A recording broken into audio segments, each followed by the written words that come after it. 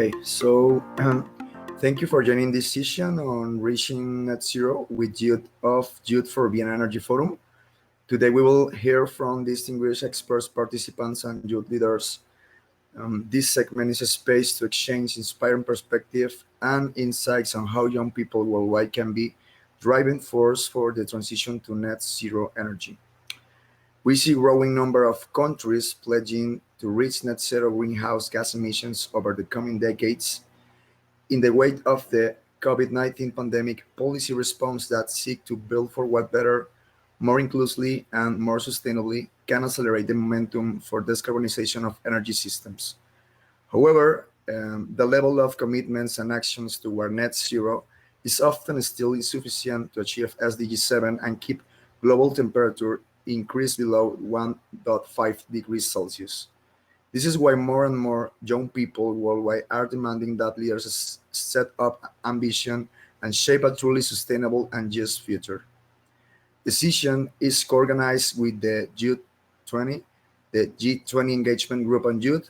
The Y20 is the platform that allows young people to express their visions and ideas to heads of state and government of the G20.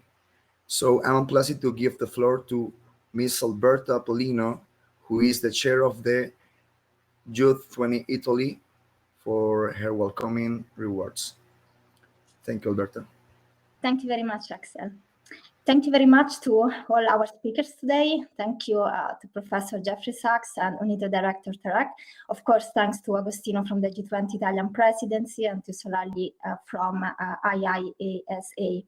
Thank you very much also to Giorgia, Tommaso, Anna, and all the UNIDO team for making this event happen today.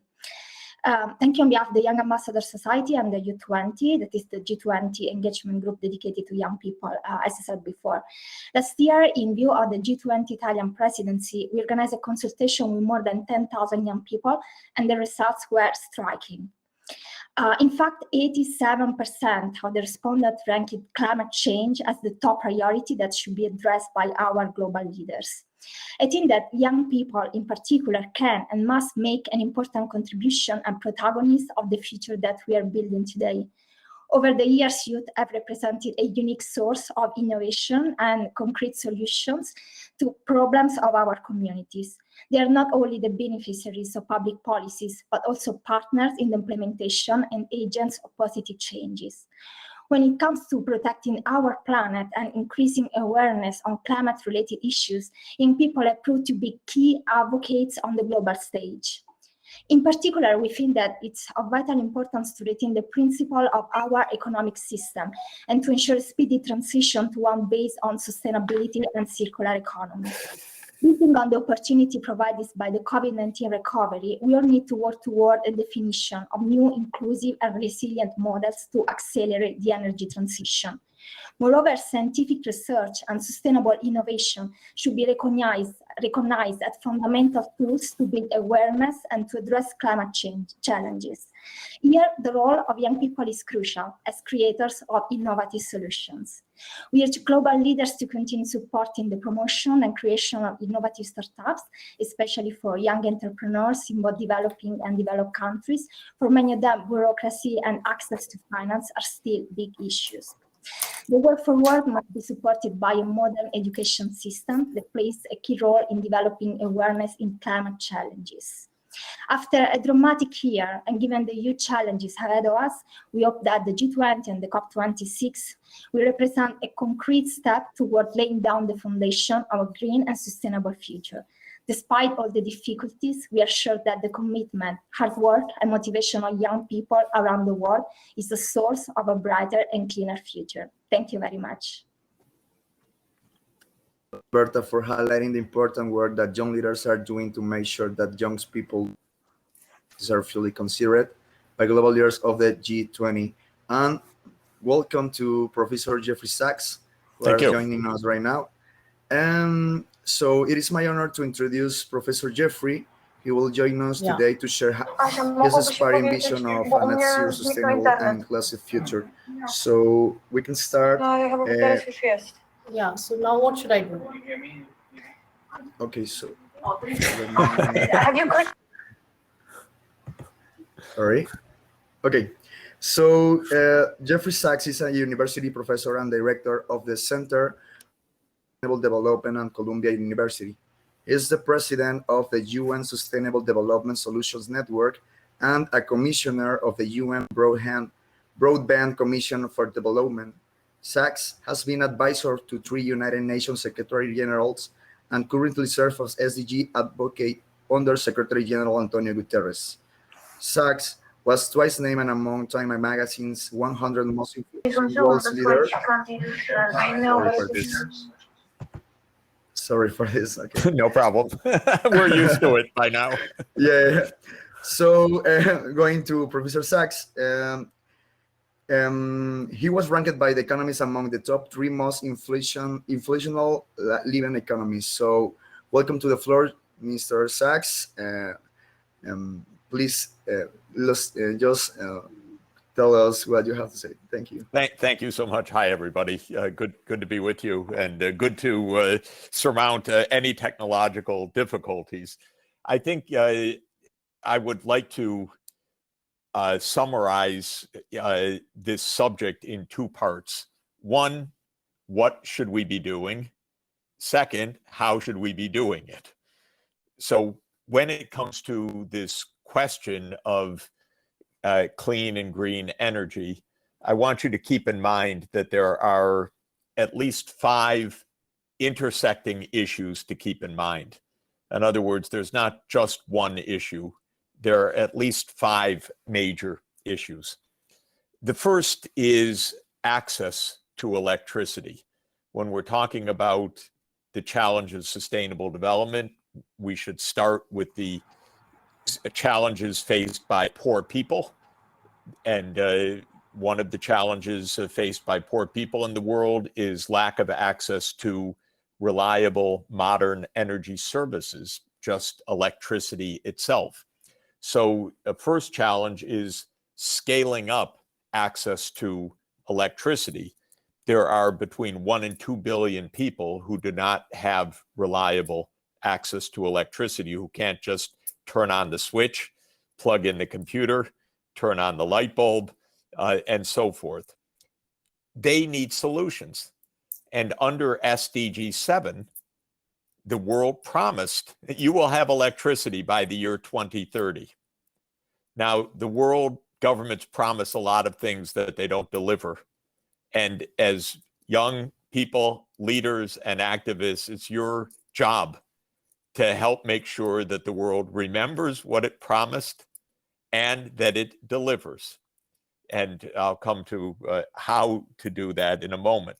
The second issue is decarbonization. We don't just want energy services, we want zero carbon energy services. We need that for a safe planet. We have catastrophic warming. It's continuing at an accelerating rate. We know that at the least we have to decarbonize by 2050. We should do so even faster, though we won't, because by 2050 we could easily have overshot 1.5 degrees Celsius.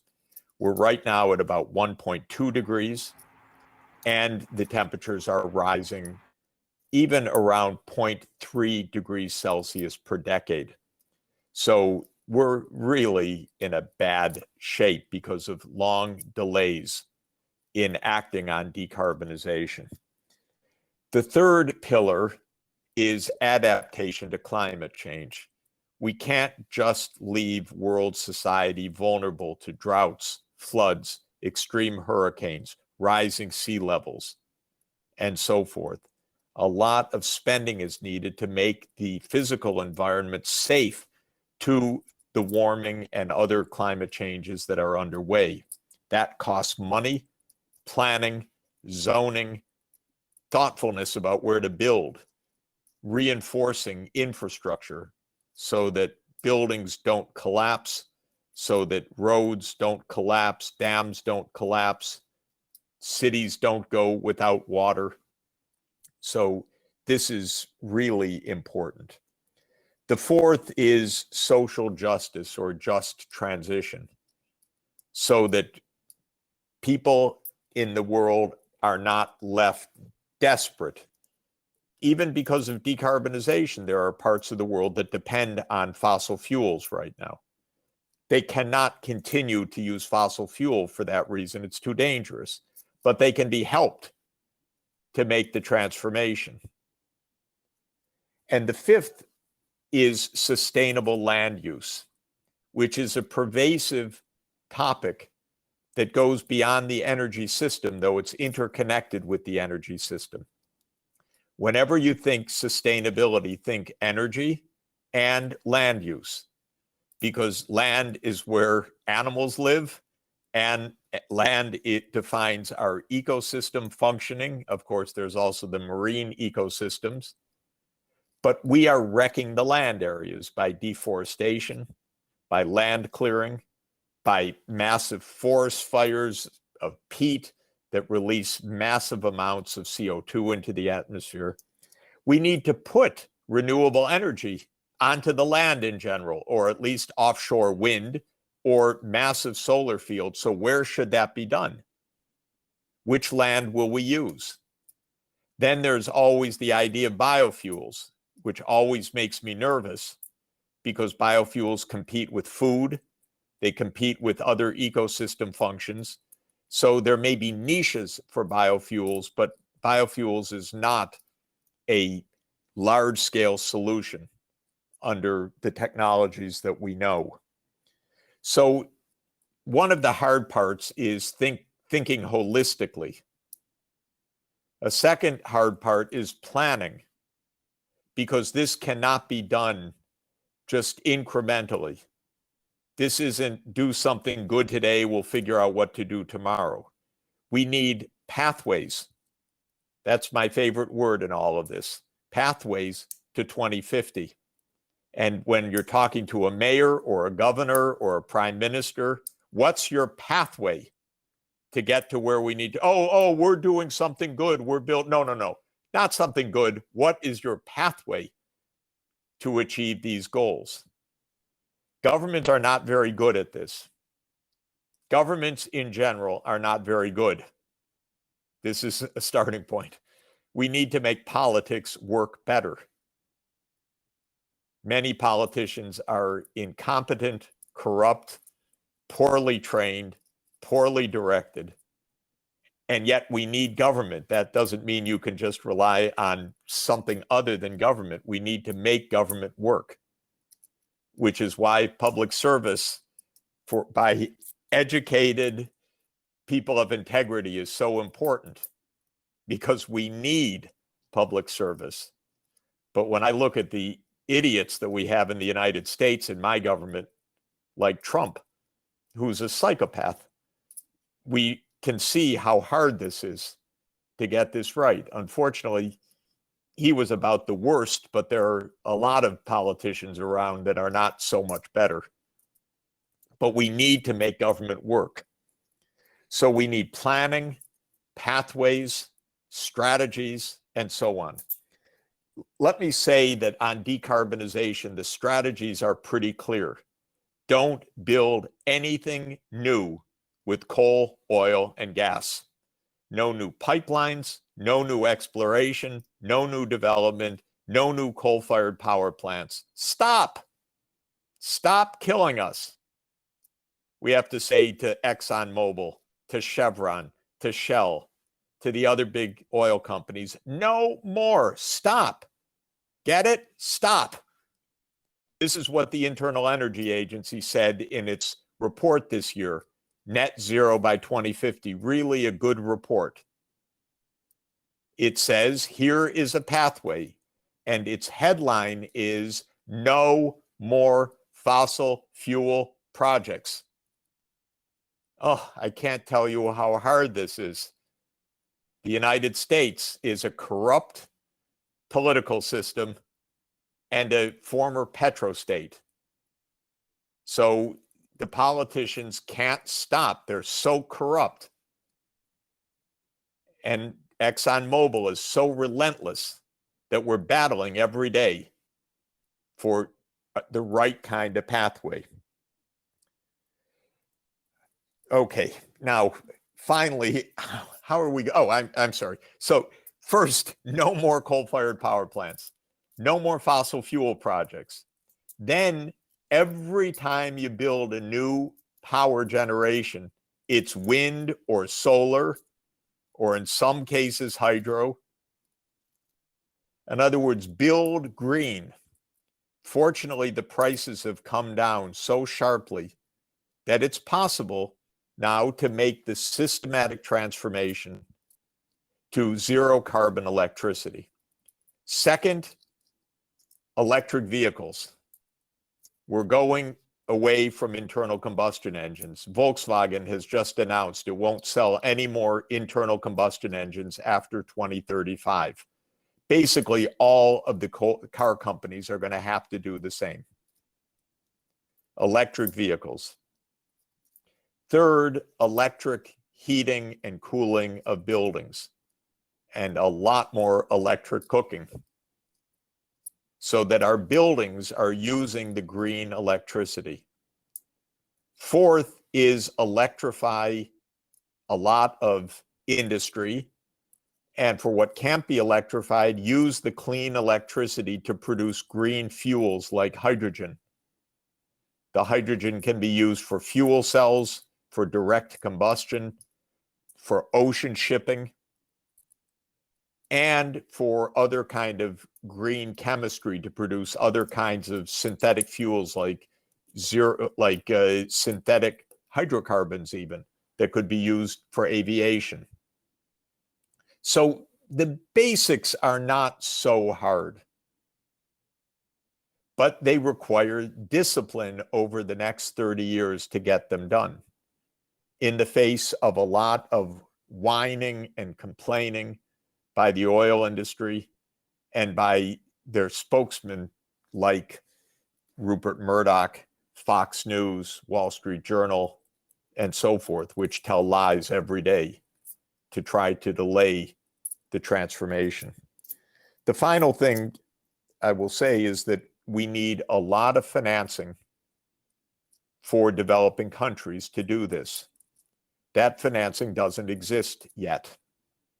The rich countries promised years ago, formally in 2015, but actually already back in 2009, to provide at least $100 billion a year for developing countries to finance mitigation, that is decarbonization, and adaptation. It's a tiny amount of money, by the way. It's about 1/10 of what's needed each year. And yet the rich countries haven't even done that because they're greedy, they're short-sighted governments, because we had Donald Trump. For many reasons, we have not even gotten that minimum amount of financing. What I'm recommending is that we need a massive increase of financing in which the developed countries, which can borrow very cheaply on international capital markets, should extend their borrowing capacity, in effect, to developing countries, mainly by enabling the regional development banks, like the Inter-American Development Bank, the Caribbean Development Bank, the Andean Development Fund, the CAF, the African Development Bank, the Asian Development Bank, the European Bank for Reconstruction and Development, and other multilateral development banks to lend 10 times more than they're lending right now. The way you would do that is you would put in new capital into these banks and then instruct the banks with that capital coming from the US, European Union, China, and others. Now that you have new capital, go and borrow at low cost from the international capital markets, and then lend that money at low cost to governments in low-income countries who can then lend it to entrepreneurs, to small microgrid and mini grid developers of solar power or wind power, and so on. So we need a financing mechanism, hundreds of billions of dollars, there are many ways to do that, but my preference is to use these special banks that were established decades ago, don't have enough capital in their balance sheets right now to play the big role that they should play. And we should have a plan for these multilateral development banks. So, last word, don't trust your governments to get this right. They don't know how. So you should study how to make an energy plan, and you should present these plans to your mayors, your governors, your presidents and prime ministers. That's what we did in a group of faculty in the United States. We wrote a plan last fall. You can find it online, called ZCAP, ZCAP.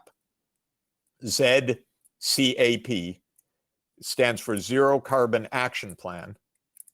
And we got together 20 or 30 faculty members from about 20 universities, and we just contributed our time. So it was very inexpensive. And we wrote up a plan that said, here's what the US should do. Now we're using that to promote President Biden's infrastructure program, to discuss ideas with the US government, to help keep the Congress informed, though our Congress is, half corrupt, half wanting to do the right things.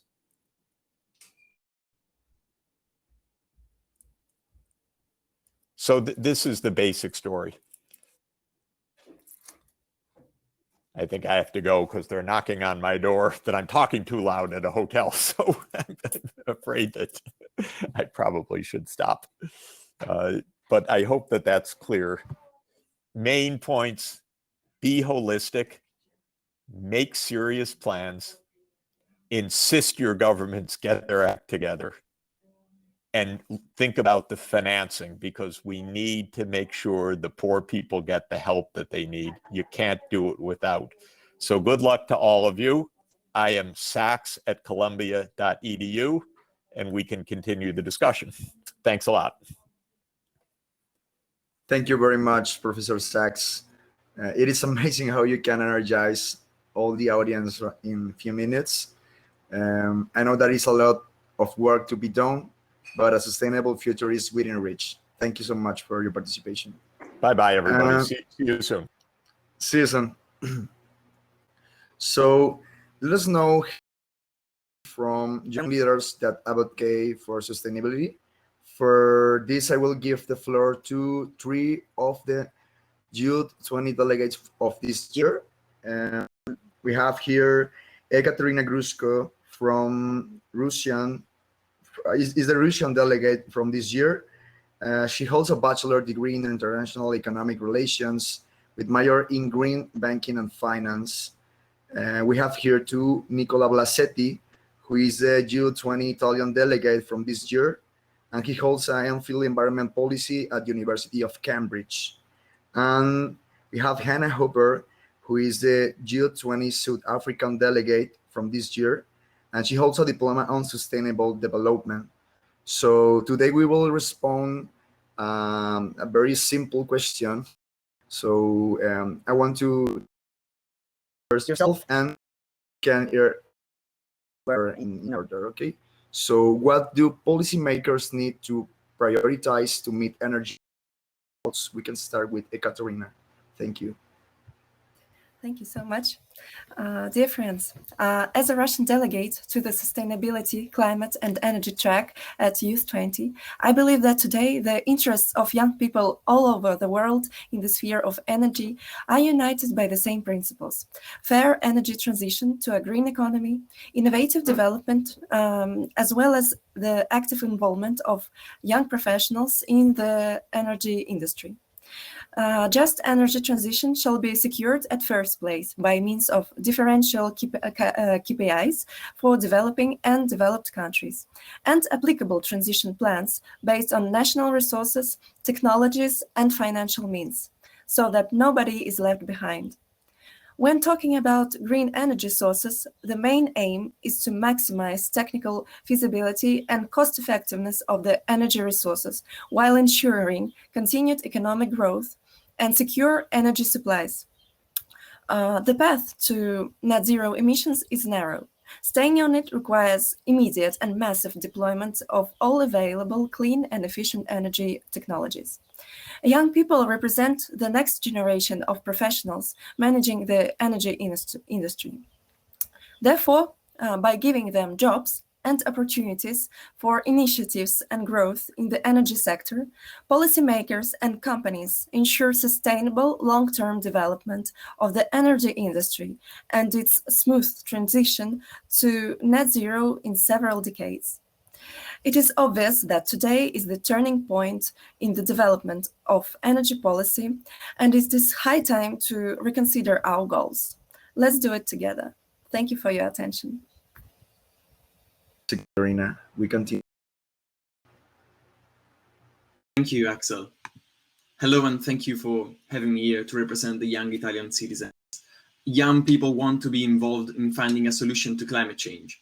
We are witnessing how an entire generation is demanding to implement ambitious changes to the life we are living and to the existing energy system. And this generation is willing to take the reins of this energy transition. There is widespread agreement over the importance of electrifying the energy system to the greatest extent possible, as Professor Sax also just mentioned. However, how do we do it to ensure a just transition that is inclusive of young people and of the needs of local communities? I believe that we should give control of local energy networks to communities. So municipalities should own renewable energy sources, distribute the electricity, and set up microgrids. This is already happening all over Germany, creating employment and cutting down costs. Imagine the training opportunities and the employment opportunities that such local realities could bring to young people involved in the production, distribution, and management of these systems, providing them with an invaluable green job skill set.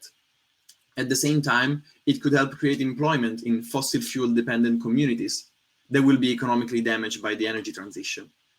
This approach could as well help communities in emerging countries to leapfrog carbon intensive energy production methods and adapt electricity production to their needs. Secondly, over the next 10 years, we are going to witness unprecedented public and private efforts in promoting technological innovation in the energy sector. By mid-century, almost half the reductions in CO2 emission will need to come from technologies that are currently at the demonstration or prototype phases. We need young entrepreneurs and innovators to be at the forefront of this effort, voicing our concerns, defining our priorities, contributing with our voices and our skills. Let's not forget that these technologies will shape the future energy system and our lives as well in the coming decades. It is vital for us to have a role in guiding this process. Furthermore, we'll be the ones who run and manage the future hydrogen electrolyzers or the carbon capture usage and storage plants. The sooner we learn how they work and what challenges they present, the more ready we will be to take on future obstacles. Young people want to be the protagonists of the energy transition. Let us have a go. Thank you. So Hannah, we can hear you. Dear fellow panelists and participants, the global energy transition is underway. Renewable energy is now more affordable than fossil fuels in nearly 100 countries globally. The annual investment in renewable energy since the offset of the global financial crisis in 2007 has increased by 20% each year. It is apparent that renewable energy is no longer a niche innovation. In fact, as of 2017, it is a $280 billion global industry, delivering mature energy systems at affordable prices. However, the energy landscape is changing rapidly, and therefore reflections on the social and political implications are just beginning. The manner in which the renewable energy revolution is undergone will dictate the direction of the transition towards a more sustainable future. It is therefore vital that we ensure that this revolution is a deep and just one. This revolution could have the potential to create the basis for a new kind of progressive politics of the commons, similar to that which has occurred in Denmark and Germany. However, if renewable energy is delivered by large extractive corporations deploying finance secured by global financial markets, the end result may well be decarbonized capitalism that remains financialized and unequal. We as the youth must play our role in ensuring the subsequent transition resembles a safe, fair, and inclusive future for all. Thank you. Sharing your priorities for net zero energy, every effort to accelerate action must actively involve young people and the direction and leadership for the future. So I'm pleased to now turn to our distinguished panelists to expand on these views. Today we have three speakers who are very, very high level. We have Shonali Pachauri, who is a research group leader on the newly formed Transformative Institutional and Social Solutions Research Group in Energy, Climate, and Environment. Pachauri is a PhD in energy policy and economics from the Swiss Federal Institute of Technology, Zurich, and a master's in environmental and resource economics from University College London.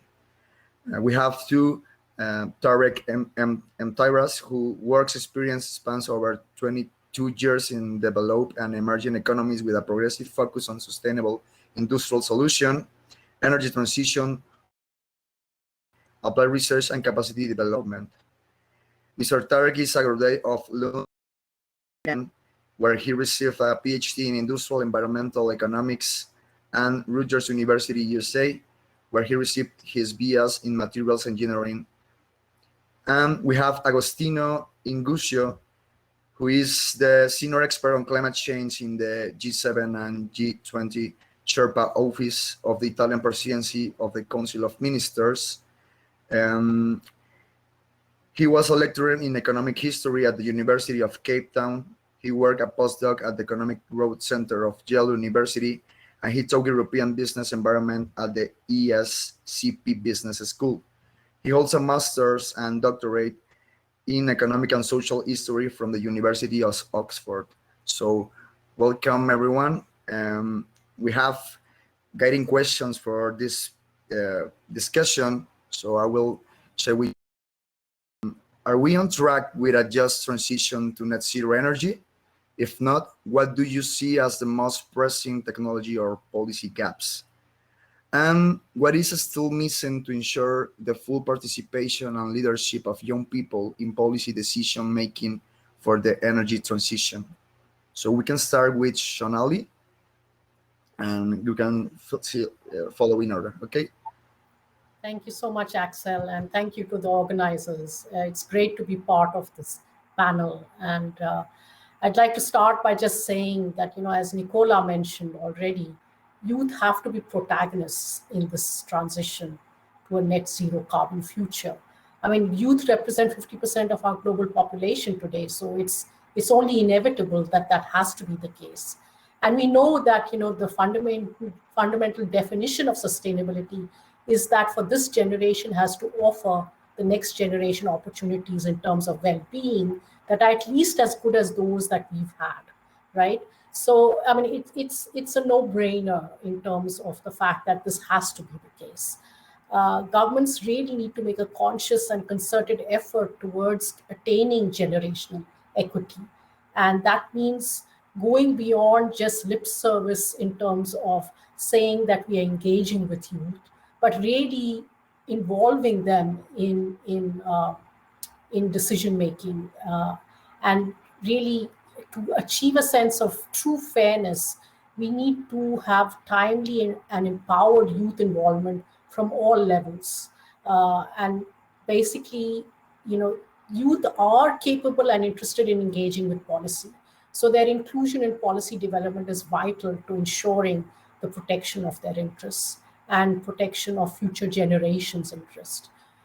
So we know that the energy transition is at the heart of lowering greenhouse gas emissions. And switching to new sustainable patterns of consumption and production not only will lower our collective carbon footprint, but can create economic opportunity, enormous economic opportunity. Traditionally, this whole concept of just transitions has been rather narrow, focusing only on jobs and employment. Now we are seeing a much broader definition of just transitions, where consistently we're including elements of investments towards low emission and labor-intensive technologies and sectors, assessing the employment and other social impacts of transitions, ensuring affordable access to energy services, and then also thinking about ways of compensating communities whose livelihoods are at risk from the transition. So basically looking at the whole gamut of procedural equity through facilitated dialogue with affected communities and stakeholders. And this is essential because otherwise we are not going to really get to a buy-in for these transition processes. We know that we need to limit warming to well below 1.5 degrees, and we know that greenhouse gas emissions need to be slashed by half during the next decade and reach net zero by the early part of the second half of the century. While there are several countries that have already adopted net zero emission targets, we know we are not doing enough. We have to do much more. And part of this not doing enough is also coming from the fact that so far there has been a very strong emphasis on the techno-economic cost optimality of transition pathways. But we know that technical feasibility is not enough. We need to be economically, socially, and politically feasible as well. And so there has to be an increased emphasis on this. And we know also that net zero carbon energy systems are not limited to one type of behavior or technology or region. Instead, what we really need is a system level transition at a global scale, but that requires multiple solutions tailored to different cultural, economic, geographic, historical, political, and social structures across different countries and regions. And basically that means making human dimensions at the heart of the net zero energy systems, making net zero energy transitions a societal and public policy challenge, not merely a technological one. And that's something that, several of you have already mentioned. Technology is, of course, very critical to the net zero future, but it's really not only technology. We really need to be thinking about social innovation, political innovation, institutional innovation, and new forms of business and financial models as well.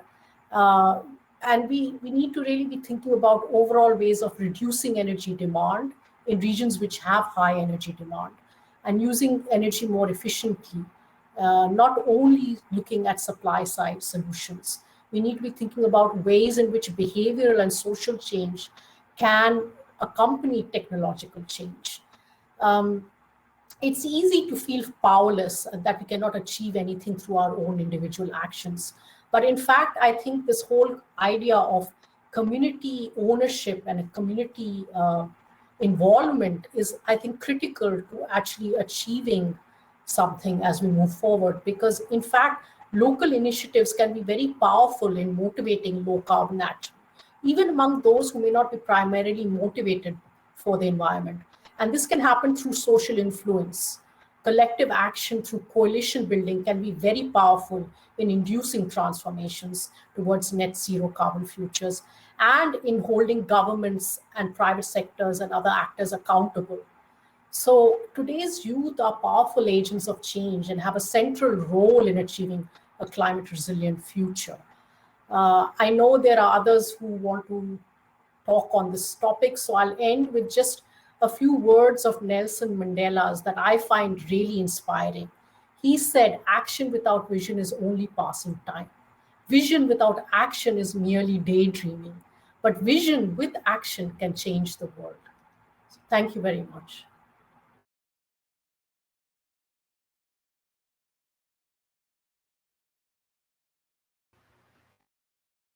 Ali, just say very highlight around this commitment that we have. I give the voice to complete. Thank you, Axel, and it's great a pleasure and honor to be with you on this Y20 workshop. Indeed, I have to say I'm equally inspired by the statements from Nicola, Katerina, and Hannah, and the insights to the issues related to what is required and needed on the energy transition. And you rightly captured the key opportunity that presented by the clean energy transition. It is, I mean, from our vantage point, what we see is a tremendous transformation, a structural transformation in the economy, which presents immense opportunities for entrepreneurship, innovation, and leadership from future generations in capturing this and steering it in the right direction. And the recommendation you put forward makes absolute target on in terms of what we need to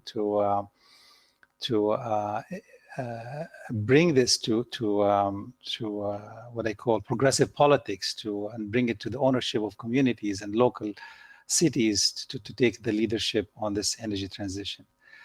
From where I stand and I work in a multilateral context, I think, and coming back to the question that you raised, are we on target? No, we are not actually. We're lagging behind.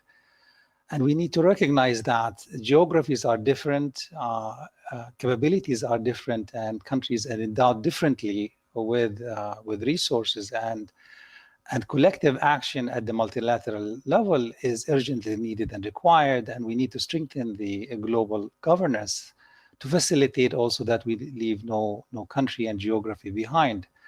As Jeffrey Sax said, we still have 1 billion people without access to electricity. The opportunity to leverage digitalization and digital infrastructure to also contribute to transforming the energy system is not available to all countries. That there's a digital divide that is also creating immense disparity and even development across countries. So if we are to really bring all countries and citizens on board, we have to really strengthen the collective and the multilateral system in order to make sure that this transition deliver not only to the rich countries, but to all countries on equal footing. And that's where actually the youth can play a fundamental role to strengthen the engagement and voice around the role of multilateralism. So far, multilateral institutions, to a large extent, have been accountable to governments, but we need to also make them accountable to the broader stakeholders and strengthen the interaction of youth and civil society in the policy making and the policy dialogues at the level of multilateral policy scale. So this is where I think there's tremendous opportunities. And the final intervention here I wanted to say is that we from our vantage point, we see that the entrepreneurship and innovation space is one where where Nicola mentioned, where we see tremendous opportunities for engaging and enhancing career inclusion of youth in the energy transition. And that requires also concerted efforts on skilling, but also on financing and facilitating or stepping up the opportunity of access to finance for young early stage enterprises across the globe where they ever are. So these are quite important areas where we need to push the needle on and sort of argue and motivate particularly development financial institutions to make sure that this kind of access to finance is available also to early stage developers and innovators, so that they are not sort of left behind in this, what we call the valley of death. With this, I turn back to you, Axel. Yeah. Thanks so much, Murtaza. It is amazing how we can energize finance to conclude these solutions So I will give the word to Agostino and Guscio, who will start to respond this question. Thank you so much. Thank you, Axel. Thank you to all participants. It's really an honor, but more than that, it's really a great learning opportunity for me to be here with you today. So Axel, you asked two very important questions, but I think the responses have already been made. And I think that I share the responses, right? So are we on track with the transition? No, we are absolutely not on track. And so this leads us to the question of what should we do? And I really like Sonali's quotes of the great Mandela. And there is another one that I also love, which is the fact that difficulties make some men but break others, right? And I think that this idea of difficulties creating pathways, to cite Professor Sax' work from early before, can really be applied to institutions and to multilateral processes, right? So what we see in front of us is an extremely difficult transition, right? It's the biggest difficult transition that we have ever faced, right? So it's kind of the only transition by design that humans have attempted, right? To spare no magniloquence here with you, but I'm sure you understand where I'm coming from. And so I think that this is one, of course, of the big challenges that will also make or break the multilateral system and make or break institutions worldwide. And why I'm happy to be working this year for the G20? Well, because the G20 is a little bit of an hybrid institution at the multilateral level, and is an institution that learns a lot from difficulties, right? So if you think about how the G20 came to be in the ashes of the financial crisis of 2008 and 2009 in its current format, it was put in place exactly to respond to some of, what seemed at the time extremely hard crisis that we had to face. And now, we are here and we are facing something that is so much broader, so much bigger, in terms of the transitions towards zero carbon energy, but of course also in terms of the recovery from COVID-19, which, by the way, it is an opportunity, and I agree, and this is part of our narrative, right? Using the COVID recovery as a stepping stone towards these greener pathways, but at the same time, of course, COVID is tragically raging through the world as we speak, right? So we should never forget about the developmental side of the COVID consequences. And for this, I'm very glad about the intervention of Professor Sax, which it was really like quite a wake-up call, I found, to policymakers and everyone. But to come to our issue today, I think that of course youth has a lot to do, because the year net zero report tells us that we're absolutely not on track to achieve net zero. And what we need now is beyond commitments, right? 70% of emitters have committed to carbon neutrality by 2050. But now what we need is exactly the pathways that Professor Sax was talking about, and Tarek and Sonali were also talking about. And then this is an issue of social, technological, economic, and political, in the end, acceptability. And I think that the fact that in your outcome document, right, where you seen that 87% of the youth that you consulted rank climate change as the first issue, well, these, of course, are the voters of today, of tomorrow. And so this really gives me hope, right, about the fact that we can do this collectively together.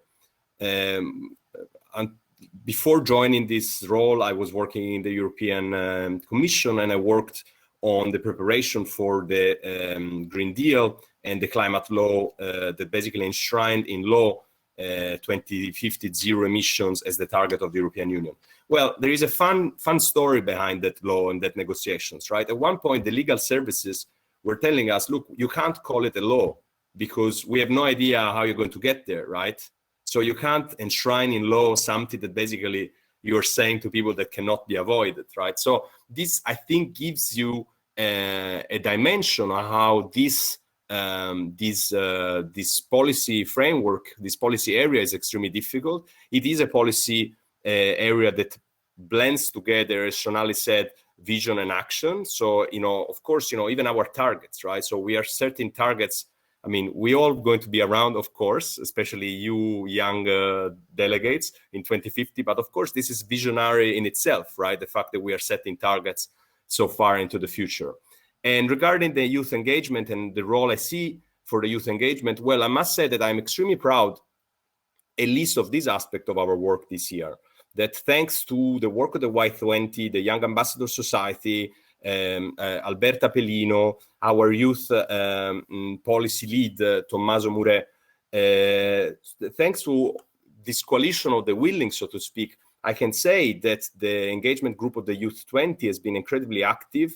And from the side of the policymakers, we have been hearing you fully. So all of the issues that have been mentioned are part of our negotiations. So to Nicola, for instance, we are working on the development of energy communities at the local level, right, to really deploy renewable energy on the ground, to the issue of energy poverty, that naturally Hannah Hopper stressed so importantly. Well, we're trying to work very hard on that issue as well. And Ekaterina, we are very conscious of the fact that all technologies will need to be part of the solution. So you are part of the right conversation. Of course, it's hard, but as we said at the beginning, nothing that is easy really is worth doing in this type of field at the moment. And I would like to close here, so I allow Axel some time for either questions or to wrap up. But really, thank you for your work to everyone. Thank you. And thank you for having me. It is a pleasure to be here with you, Agostino. It is amazing of these conversations and, try to conclude similar and something that everyone. And we have last questions from the audience, anonymous users. So everyone who wants to answer, it's okay. How the global society will sustain 2050 and the green power around the world with some policies, companies and persons, and the sanctioned countries in OPEC. So the floor is open to who wants to respond.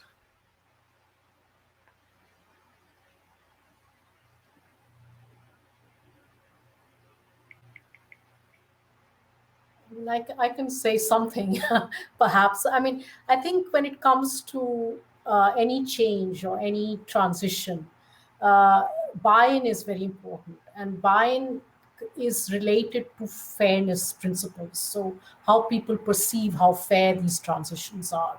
And I think till now, what has been perhaps not as strongly done as it ought to have been is really engaging in dialogue with all stakeholders and understanding who are winners and losers of the transition. And in certain cases, there will certainly be losers, but that doesn't mean that their well-being has to be reduced. One just has to think about other opportunities for them and other ways of, and many fossil industry have already noticed those opportunities. They are diversifying into renewables in a big way. They see the map and they see that this is the future. So it means, yes, it does mean retraining, capacity building in the new technology areas, in the new innovation areas. But I think by ignoring these dimensions of fairness and equity, we've kind of limited ourselves. And this is something that we will have to focus on further in the future.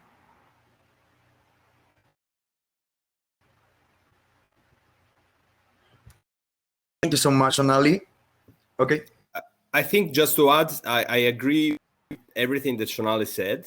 And on top of that, I would like to say, I'm just looking at the question there, and really like the idea of doing something to deal with a country or another country or an organization or another organization, I don't think it's an approach that will bring us forward, right? So the idea here is that we need to write rules of the game that are shared by everyone. So they're not going to be as ambitious, perhaps, as Professor Sachs rightly told us to do, and they're not going to be against some institution or some industry or some country. I think this for us is crucial. And for instance, there is a lot of work going on now in the G20 finance track, but also beyond, on issues such as carbon adjustment tax and things like that. And I think that will be part of this global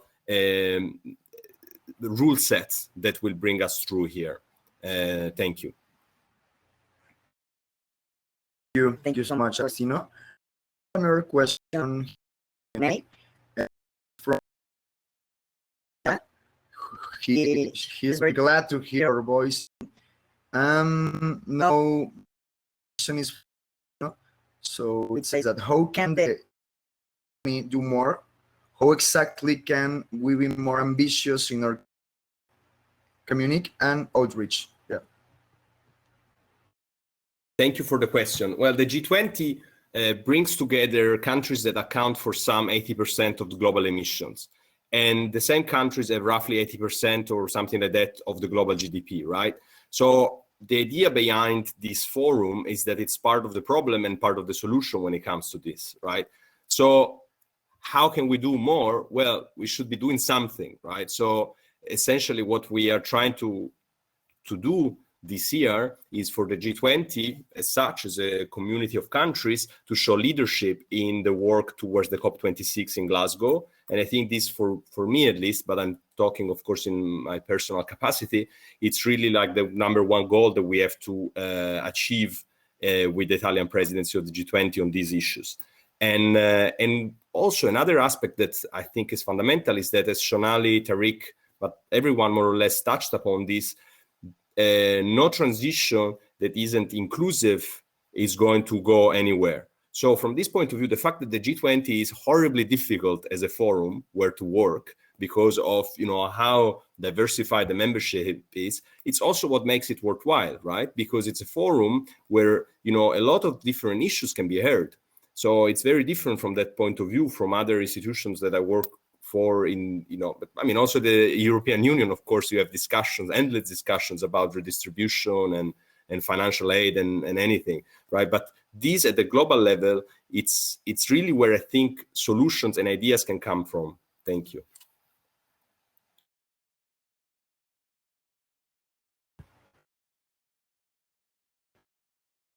Much, Agostino. So we have time for 2 questions. So people in the audience or assistants to ask somebody to these experts, this is a moment to do it. So people, if maybe they can